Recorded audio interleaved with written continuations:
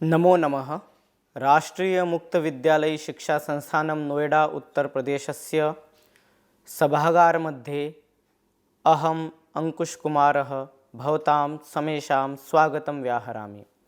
उच्चतर माध्यमिक कक्षायाः पाठ्यक्रमे तत्रापि संस्कृतसाहित्ये चतुर्थः पाठः वर्तते रघुवंशं। रघुवंशस्य चतुर्थे भागे भवतां स्वागतं व्याहरामि। अग्रे चलामः, मूलपाठं तत्र पश्यामः। अष्टमः श्लोकः वर्तते अस्माकं। शैशवेऽभ्यस्तविद्यानां यौवने विषयैषिणां वार्धक्ये मुनिवृत्तीनां योगेनान्ते तनुस्त्यजाम्। अन्वयः वर्तते शैशवे अभ्यस्तविद्यानां यौवने विषयैषिणां वार्धक्ये मुनिवृत्तीनां अन्ते योगेन तनुत्यजां रघूणाम् अन्वयं वक्षे। इह प्रसंगः वर्तते पूर्ववदेव रघुवंशे लब्धप्रवेशः तद्वर्णनां प्रतिजानानः सोऽहं कालिदासः। एवं प्रकारेण तत्र प्रसंगः वर्तते। अन्वयार्थम् अवगच्छामः। सः अहं कविः कालिदासः शैशवे अर्थात् बाल्ये अभ्यस्तविद्यानाम् अधीतशास्त्राणां यौवने तारुण्ये विषयैषिणां भोगस्य इच्छुकाणां वार्धक्ये नाम वृद्धत्वे मुनिवृत्तीनां वानप्रस्थ आश्रमीणां तथा च अन्ते शरीरत्यागसमये योगेन परमात्मनः ध्यानेन तनुत्यजां शरीरत्यागिनां रघूणाम् अन्वयं वक्षे। इस श्लोक में भी हम देख सकते हैं कि रघुवंश के लिए यानी रघुकुल के लिए 4 विशेषणों का प्रयोग हुआ है और इन चारों ही विशेषणों के माध्यम से भारतीय संस्कृति के आधार तत्व, भारतीय संस्कृति के प्रतिष्ठापक जो हमारे 4 आश्रम हैं, ब्रह्मचर्य आश्रम, गृहस्थ आश्रम, वानप्रस्थ आश्रम और संन्यास आश्रम, इन चारों ही आश्रमों का संकेत इस श्लोक में प्राप्त होता है और रघुकुल से ही यानी रघु के राज्य से ही इन सभी आश्रमों का यथोचित पालन हुआ करता था। स्वयं रघुवंश के राजागण भी इनका अनुपालन किया करते थे। सर्वप्रथम शैशवे नाम बाल्ये अर्थात बाल्यकाल में जो अध्ययन का समय निर्धारित है, जो ब्रह्मचर्य आश्रम निर्धारित है, पहले वर्ष से लेकर के 25वें वर्ष तक यानी आयु के 25वें वर्ष तक अभ्यस्त विद्यानाम विद्याओं का अभ्यास वे किया करते थे। गुरु के कुल में जाकर उनके चरणों में बैठ कर के जब वेद आदि शास्त्रों का अध्ययन निरंतर उस कुल के सभी राजाओं ने किया। इसके पश्चात यौवने अर्थात यौवन में यानी उनकी तारुण्य अवस्था में विषयैषिणाम विषयों का भोग की इच्छा करने वाले, यहाँ इससे अभिप्राय गृहस्थ आश्रम से है। 26वें वर्ष से लेकर के 50 वर्ष तक की आयु सीमा को भारतीय संस्कृति में गृहस्थ आश्रम के लिए निर्धारित किया है।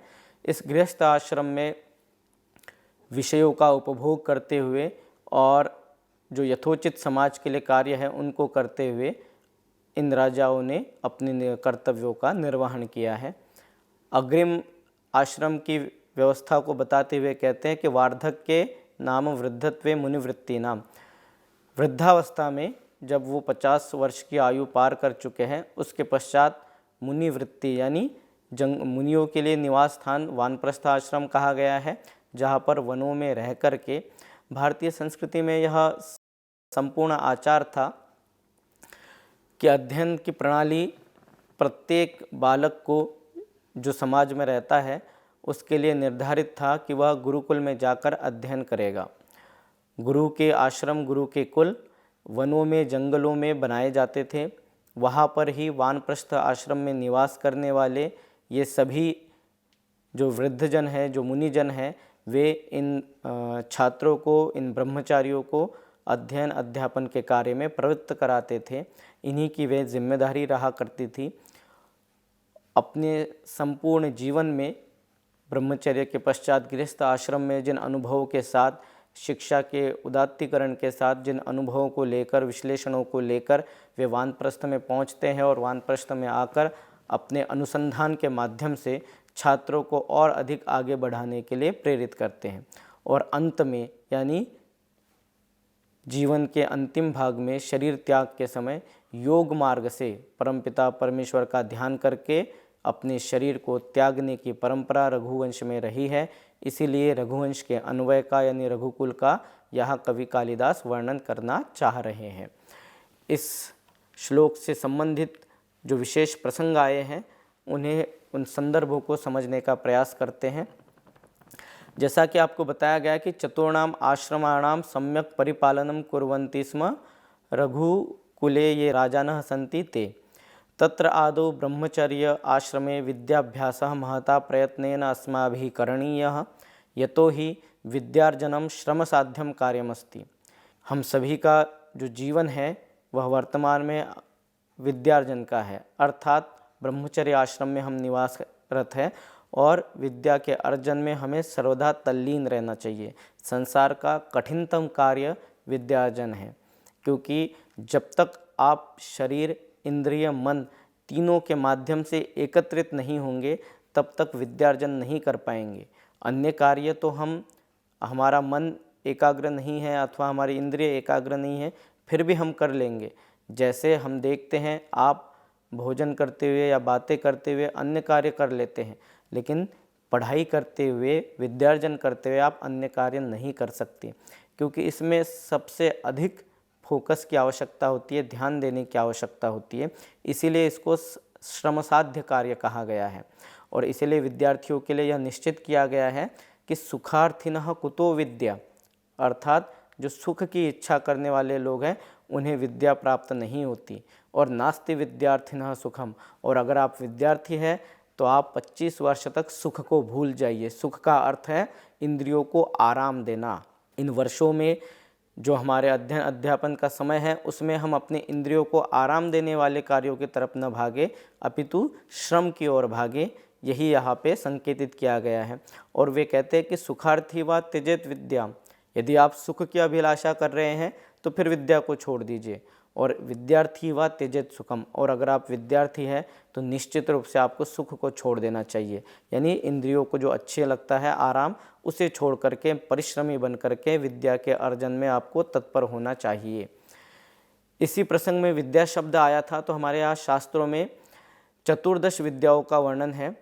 चतुर्दश विद्या शास्त्रेषु प्रोक्ता सन्ति अंगानि वेदाश्चत्वारो मीमांसा न्याय विस्तरः पुराणम धर्मशास्त्रम च विद्या हेताश्चतुर्विदा, अर्थात अंगानि वेद के जो 6 अंग हैं, वेद के जो 6 अंग है जिसमें निरुक्त है, व्याकरण है, ज्योतिष है, धर्मशास्त्र है।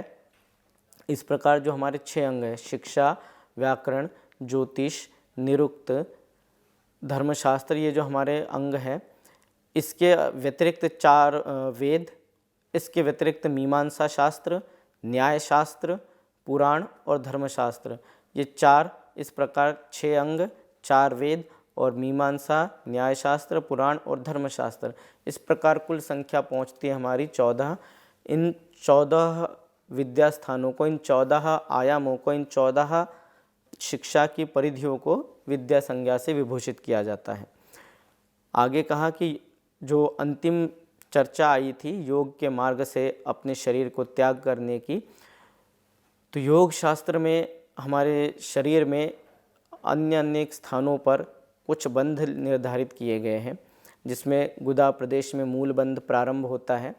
उस प्रदेश से लेकर यानी मूल बंध से प्रारंभ करके वायु का संचार जब ब्रह्मरंध्र तक पहुंचाया जाता है, जहां वर्तमान में हमारे सिर पर शिखा भाग होता है, यानी चोटी जहां पर होती है, हम ब्रह्मचारियों को देखते हैं सिर पर शिखा होती है, उस शरीर के भाग को और वहाँ स्थित जो अंतर्निहित है वह ब्रह्मरंध्र कहा जाता है। तो मूल बंध से लेकर के जब हम अपने शरीरस्थ वायु के संचार को, उस ऊर्जा को ब्रह्मरंध्र तक ले जाते हैं और उस ब्रह्मरंध्र के माध्यम से जब प्राणों का उत्क्रमण करते हैं, प्राणों को छोड़ देते हैं, संक्रमण कराते हैं, तो कहा जाता है कि उस ब्रह्मरंध्र के माध्यम से जब हम प्राण त्यागते हैं तो निश्चित ही हम मोक्ष प्राप्ति की ओर प्रवर्तित होते हैं। शास्त्रों में ब्रह्मरंध्र से प्राण त्यागने को सबसे अन्यतम कार्य कहा गया है, सबसे वर्णनीय कार्य कहा गया है।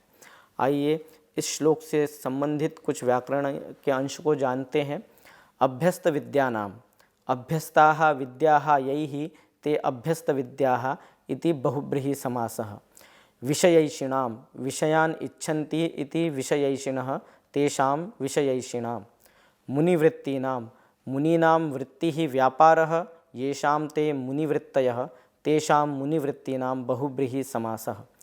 तनुत्यजां, तनुं त्यजन्ति तनुत्यजः तेषां तनुत्यजाम्। उपपद तत्पुरुषः अत्र समासः वर्तते। अग्रे चलामः, अग्रे पश्यामः। तत्र 9मः श्लोकः वर्तते। मूलपाठं सम्प्रति पठामः। रघूणाम् अन्वयं वक्षे तनुवाग्विभवोऽपि सन् तद्गुणैकर्णमागत्य चापलाय प्रचोदितः। अन्वयः अत्र वर्तते। सः अहं कालिदासः तनुवाग्विभवोऽपि सन् तद्गुणैः कर्णमागत्य चापलाय प्रचोदितः सन् रघूणाम् अन्वयं वक्षे। अत्र प्रसंगः वर्तते। एवं रघुकुले लब्धप्रवेशस्तद्वर्णनां प्रतिजानानः सः अहम्। इन जो 5-6 श्लोकों का कुलक था वह यहाँ समाप्त हो रहा है और इन 5 में वही प्रसंग है कि लब्ध प्रवेश जो रघु है, रघुकुल में लब्ध प्रवेश कालिदास, उसके वर्णन की अपनी अभिलाषा को यहाँ बता रहे हैं। अन्वयार्थः, अन्वयार्थ है इसका, सः अहम कविः कालिदासः तनुवाग् विभवः अल्पवाक् संपत्तिवान् सन् अपि तद्गुणैः रघुवंशीयानां गुणैः कर्णं प्राप्य चापलाय चांचल्याय प्रचोदितः प्रेरितः सन् रघूणाम अन्वयम वक्षे। यहाँ वे बता रहे कि वे क्यों रघुकुल के वर्णन में अपने आप को समर्थ पा रहे हैं या फिर उनकी प्रवृत्ति क्यों हो रही है।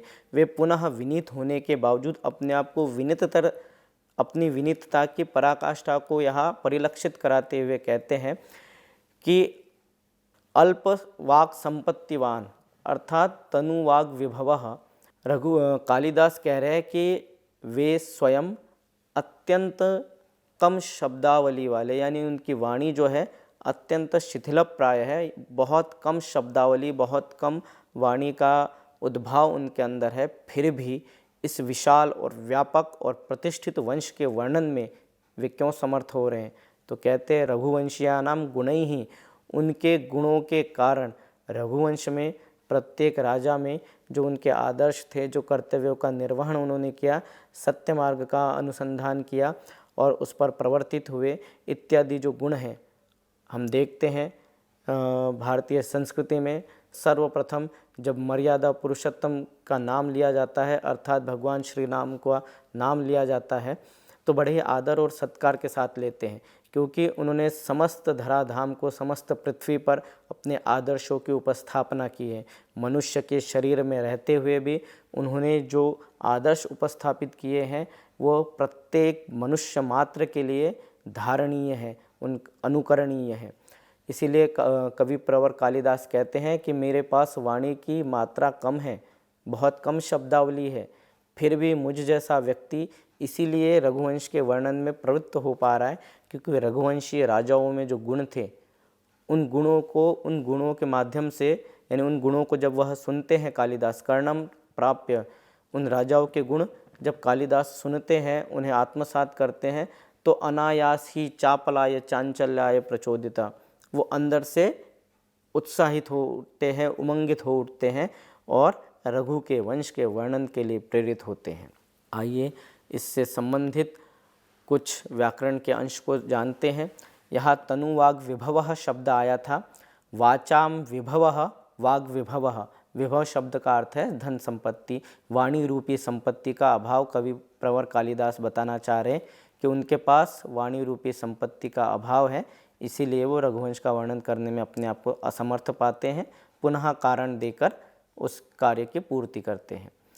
यह षष्ठी तत्पुरुष हुआ है। उसके पश्चात तनुः वाग विभवः यस्य स तनुवाग विभवः बहुब्रीहि समास है। तद्गुणैः तेषां गुणाः तद्गुणाः तैः तद्गुणैः षष्ठी तत्पुरुषः समासः।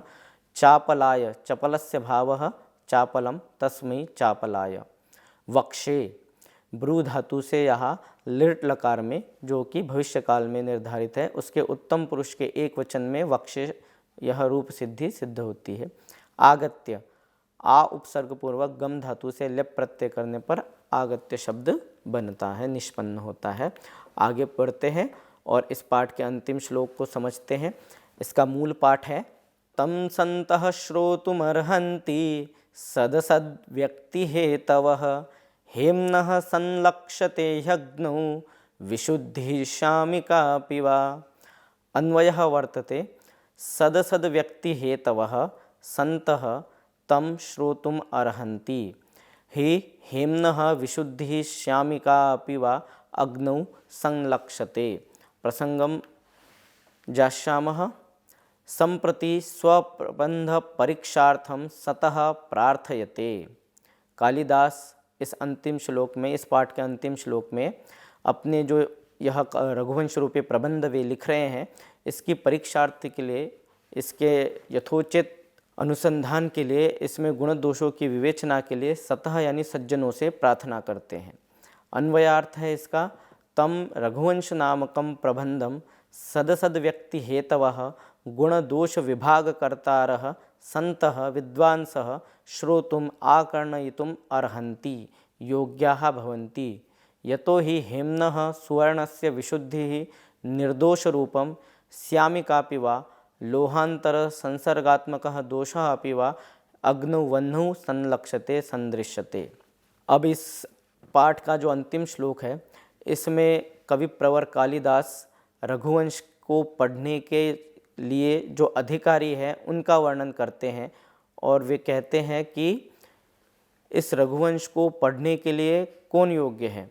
तो कहा कि गुण दोष विभाग कर्तारः संतः, जो सद और असत, सत्य और असत्य की अभिव्यक्ति में समर्थ हैं, ऐसे लोग ही रघुवंश के अध्ययन के अधिकारी हैं। क्यों? तो उसका उदाहरण देते हुए यानी उपमा के माध्यम से वे कहते हैं सुवर्णस्य विशुद्धि, यानी सोने की जो विशुद्धि है, सोने का जो शुद्ध स्वरूप है, वह हमें किस प्रकार प्राप्त होता है, उसका जो निर्दोष रूप है वह हमें तभी प्राप्त होता है जब वह अग्नि के संपर्क में जाता है। जब वह अग्नि के संपर्क में जाता है तो सोने का जो सर्वोत्तम रूप है, परिष्कृत रूप है, वह प्राप्त होता है। और यदि उसमें कोई दोष भी है, लोहे आदि के माध्यम से संसर्ग से अगर उस स्वर्ण में, उस सोने में कोई दोष भी आपतित हुआ है तो वह भी अग्नि के माध्यम से परिष्कृत हो जाता है। आइए इस श्लोक से संबंधित कुछ विशेष तत्वों की ओर ध्यान देते हैं। कवि प्रवर कालिदास का यही स्वभाव हम अभिज्ञान शाकुंतल में भी देखते हैं। वहाँ पर भी जब वे अपना नाटक रचते हैं, अपने प्रबंध की उपस्थापना करते हैं, तो वे साधुजनों से, सज्जनों से, विद्वानों से यह निवेदन करते हैं और वो कहते हैं कि आपरितोषात् विदुषाम न साधु मन्ये प्रयोग विज्ञानम बलवदपि शिक्षितानाम आत्मनि अप्रत्ययम चेतः। कहते विदुषाम आपरितोषात्, विद्वानों के पूर्णतया संतुष्ट होने तक स्वयं के इस प्रयोग विज्ञान को यानी स्वयं के इस प्रबंध रचना को मैं साधु नहीं मानता। क्यों? क्योंकि वे कहते हैं कि बलवदपि शिक्षितानाम, बहुत ही परिश्रम पूर्वक, मेहनत पूर्वक भी नटों को सिखाया जाने के बावजूद भी अपने मन में अप्रत्यय, अविश्वास ही बना रहता है, जब तक कि साधुजनों के माध्यम से, विद्वानों के माध्यम से, संतों के माध्यम से जो गुण दोष के निर्धारण में समर्थ है, विवेकशील है, उनकी ओर से इसकी साधु विवेचना नहीं होती, तब तक वे अपने आप को, अपने प्रबंध को युक्ति युक्त अथवा साधु नहीं मानते। इसी भाव को उन्होंने रघुवंश में भी दिखाया है कि वे चाहते हैं कि संत जन जो सद असत की व्यक्ति में, अभिव्यक्ति में समर्थ है, विवेक जन है, वे इस रघुवंश का अध्ययन करें, वे ही इसके अधिकारी है। और अगर वो इसका अध्ययन करते हैं तो गुण दोषों की विवेचना करने में समर्थ होंगे। अधिकारी इसीलिए यहाँ बताया गया कि सदसद व्यक्ति ही इसके अधिकारी हैं। इसमें जो व्याकरण के अंश आए हैं उनको समझते हैं। श्रोतुम, श्रु धातु से तुम प्रत्यय करने पर श्रोतुम शब्द बनता है। अर्हन्ति, अर्ह धातु से लट लकार के प्रथम पुरुष बहुवचन में अर्हन्ति यह तिङन्त रूप सिद्ध होता है। सदसद व्यक्ति हेतवः सच्च असच्च सदसति इतरेतर द्वंद्व समास है। सदसतो हो व्यक्ति ही सदसद व्यक्ति ही षष्ठी तत्पुरुष है। सदसद व्यक्ते है हेतवः सदसद व्यक्ति हेतवः षष्ठी तत्पुरुष समास हुआ है। संलक्षते सम उपसर्ग पूर्वक लक्ष्य धातु से कर्मणि यक आगम हुआ है और लट लकार के प्रथम पुरुष एक वचन में संलक्षते यह रूप सिद्धि होती है। इसी प्रकार विशुद्धि शब्द है जो कि वी उपसर्ग पूर्वक शुद्ध धातु से स्त्रीत्व के बोधक तीन प्रत्यय के होने पर सिद्ध होता है। इस पाठ का चतुर्थ पाठ की हम यही समाप्ति करते हैं और समेभ्यः सुरभारत्याः समुपासकेभ्यः ज्ञानपिपासुभ्यः बहुशः धन्यवादाः। पुनः मिलामः अग्रिमे पाठे। धन्यवादः।